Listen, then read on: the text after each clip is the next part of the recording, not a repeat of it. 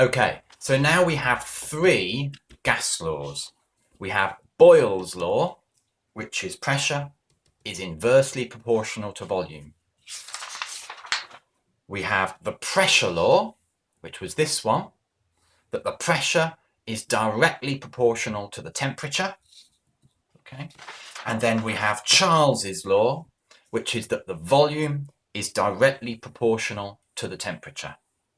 Okay, so we've got those three laws. We've got pressure is proportional to 1 over volume.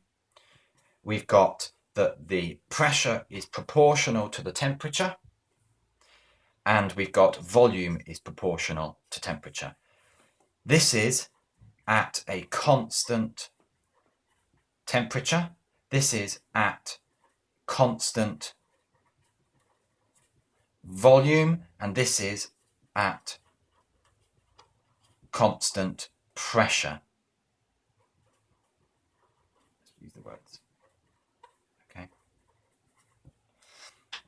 And the other thing is that these temperatures, as we said over here, the temperatures must be in Kelvin. T in Kelvin. And the other thing we said right at the very beginning was that it was for a fixed mass of gas.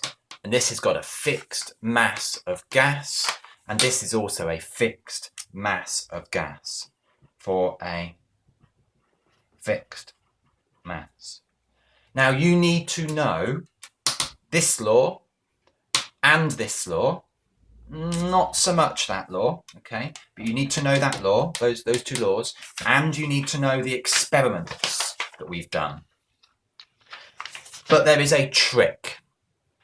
These three laws can all be combined into one law, okay?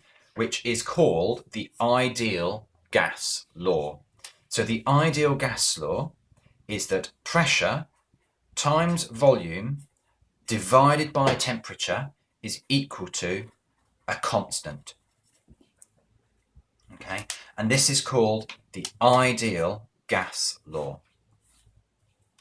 Okay. Now you can write it like this, or you can write it that pressure 1 times volume 1 over temperature 1 is equal to pressure 2 times volume 2 over temperature 2. And this is a more useful way of doing it. It's basically saying that if you change a pressure to this pressure, and you change a volume to this volume, and you change a temperature to this temperature, if you multiply all three together, you always get the same constant. You always get the same value. I'll do an example in a second. Okay. Now with this law, you can make any of these laws. Okay, so with this law, let's have a look. I've got P times V over T is equal to a constant. Well, this law, Boyle's law, was at a constant temperature. So what I can do is do pressure times volume equals, and I'm going to take this temperature and multiply it up. Constant times temperature. So that constant number is multiplied by another constant number, the constant temperature. So I've just got P times V equals another constant. So pressure is equal to a constant divided by volume, or P is proportional to 1 over V, which is back to this law.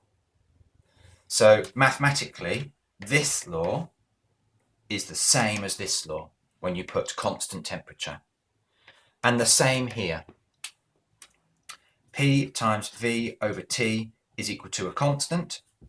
So if I make a constant volume, I can kind of remove that entirely because it just disappears into that. Pressure over temperature equals a constant.